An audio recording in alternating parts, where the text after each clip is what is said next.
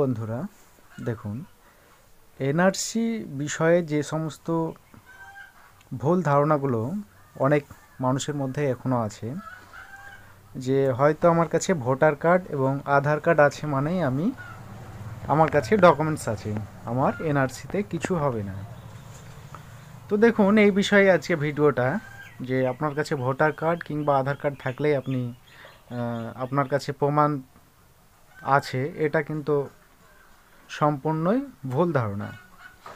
বর্তমানে যে আধার কার্ড, সে আধার কার্ডের ব্যাক সাইডে দেখবেন লেখা থাকছে এখন যে আধার কার্ড কেবলমাত্র পরিচয়ের প্রমাণ, এটা কোনো নাগরিকত্বের প্রমাণ নয়। তো জাস্ট এটা একটা আইডেন্টিফিকেশন কার্ড, শুধু একমাত্র পরিচয়। তো ভোটার কার্ডও সেই রকমই।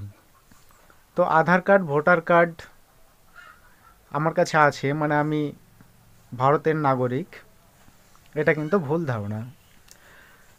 দেখুন, অসমের ক্ষেত্রে যেটা হয়েছিল, আসামে কি হয়েছিল যে 1971 সাল পর্যন্ত, 71 সালের আগে যাদের কাগজ ছিল তারাই একমাত্র সেখানকার বাসিন্দা, এটা ডিক্লার দেওয়া হয়েছিল সেখান থেকে। কিন্তু আমাদের রাজ্যে যদি এনআরসি চালু হয় তাহলে কিন্তু 1948 সালটা করা হবে। তো 1948 সাল যদি করা হয় তাহলে তো আমাদেরকে বহু পুরাতন কাগজপাতি আমাদেরকে দেখাতে হবে। এটা একটা বহুত জটিল একটা সিস্টেম সেই মুহূর্তে। তো কাগজও সেরকম ছিল না। তো দেখুন, 1951 সালে যখন এনআরসির প্রথম লিস্ট হয়, দেখুন সেই লিস্টে যদি নাম থাকে আপনাদের পূর্বপুরুষদের, কিংবা সেটা যদি প্রমাণ করতে পারেন, তাহলে কিন্তু সেটা একটা প্লাস পয়েন্ট, আপনারা এনআরসি থেকে বেঁচে যাবেন। কিংবা আপনাদের যে সমস্ত পুরাতন দলিল যেগুলো হয়তো 1948 সালের আগে থেকে হয়তো যেটা আপনাদের কাছে আছে, তো সেই রকম আপনাকে কোনো কাগজ দেখাতে হবে। তো দেখুন, আসাম যেহেতু সীমান্তবর্তী এলাকা, একটি রাজ্য, তো ওখানে ছিল 1971 সাল। তো আমাদের এখানে 1948 সাল, এটা এই সাল অনুযায়ী হওয়ার সম্ভাবনা প্রবল। তো দেখুন, এনআরসি হওয়ার কতগুলো স্টেপ আছে। এনআরসি কিভাবে হবে এটা আপনাদেরকে আগে বুঝতে হবে যে কি স্টেপ। দেখুন, এনআরসি হওয়ার জন্য প্রথম যে স্টেপটা, সেটা হচ্ছে এনপিআর। এনপিআর, দেখুন, এনপিআরটা শুরু হবে, এটা বলছে যে সম্পূর্ণ অনলাইন পদ্ধতিতে শুরু হবে এনপিআরটা, যেটা বাড়ি বাড়ি কোনো সার্ভে হবে না। এনপিআর এর মাধ্যমে আপনার যেটা জনসংখ্যা গণনা এবং অনেক তথ্যই যেগুলো সরকারের কাছে, সেই বায়োডাটাগুলো চলে যাবে। তারপর দেখুন, এনপিআর পর দেখুন একটা 2019 সালে CAA এই আইনটি পাস করা হয়। এই আইনটা হচ্ছে খুব একটা ভাইটাল আইন, যে আইনটা 10ই ডিসেম্বর লোকসভায় এবং 11ই ডিসেম্বর রাজ্যসভায় পাস হয়, কিন্তু 12ই ডিসেম্বর সেটা রাষ্ট্রপতির স্বাক্ষরের জন্য পাঠানো হয়। তো 11ই ডিসেম্বর একে আইন CAA যে আইনটা, এই আইনটার এনপিআর এবং CAA এই যে কয়েকটি ক্রাইটেরিয়া, এগুলোর মাধ্যমেই কিন্তু আপনার এনআরসিটা কমপ্লিট হবে। দেখুন, CAA এটার যে রুলস, প্রায় 4 বছর হয়ে গেল, 4 বছর। তো এটার যে রুলস, সেই রুলস কিন্তু সরকার এখন পর্যন্ত নির্ধারণ করতে পারেনি যে কীভাবে CAA এই আইনটি কার্যকর করা যাবে। তো দেখুন, আসামের পর সাধারণত সেকেন্ড যে স্টেটটা ধরা হয়েছে সেটা আমাদের পশ্চিমবঙ্গ, যেহেতু পশ্চিমবঙ্গ একটি সীমান্তবর্তী রাজ্য। তো CAA এটা হচ্ছে যে আফগানিস্তান, বাংলাদেশ এবং পাকিস্তানের যে সমস্ত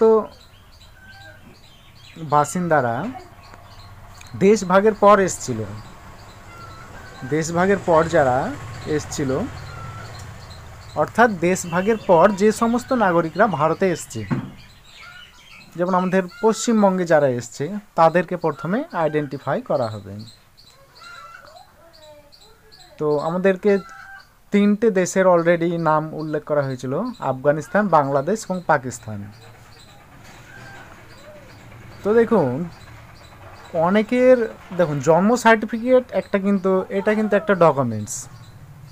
এনআরসি থেকে বাঁচার একটা উপায় হচ্ছে জন্ম সার্টিফিকেট। ভোটার কার্ড, আধার কার্ড কিন্তু নয়। তো জন্ম সার্টিফিকেট হয়তো এরকম আছে যে বাচ্চা মানে আপনার ছেলে মেয়েদের আছে, হয়তো বাবার জন্ম সার্টিফিকেট নেই, তাহলে কিন্তু সেটা হবে না। আপনার জন্ম সার্টিফিকেটটা এমনভাবে বোঝাতে হবে যাতে আপনার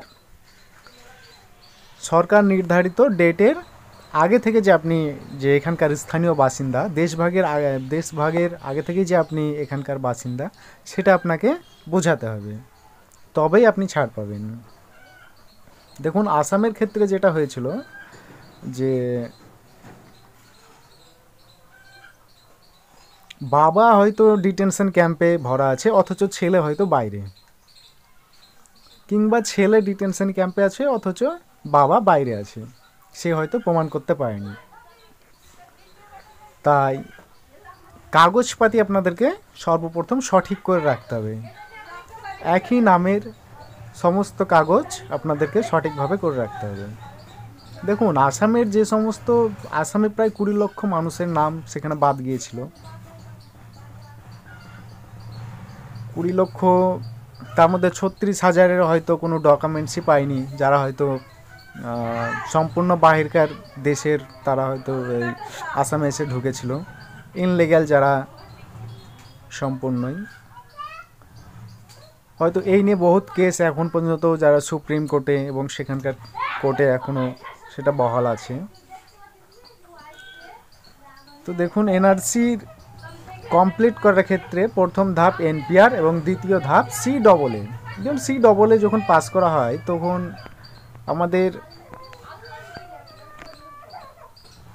আমাদের পুরো দেশে বিভিন্ন জায়গায় বিভিন্ন আন্দোলন হয়েছিল, বিভিন্ন জায়গায় বিভিন্ন সরকারি আবাসনে বিভিন্ন জায়গায় জনগণ আন্দোলন করেছিল, রাস্তা অবরোধ করেছিল, আগুন ধরিয়ে দিয়েছিল, ট্রেন, অনেক কিছুই করেছিল। তো বর্তমানে কিন্তু বিজেপি সরকার পুনরায় আবার 24 সালে এনআরসি চালু করার একটা পরিকল্পনা নিয়েছে। তো আপনাদেরকে ডকুমেন্টসটা আপনাদেরকে সবসময় সঠিক করে রাখতে হবে। তো এই ছিল আজকের ভিডিওটা এনআরসি সম্পর্কে আপনাদেরকে কতটা স্টেপ বাই স্টেপ বোঝাতে পেরেছি একটু কমেন্ট করবেন। সকলেই ভালো।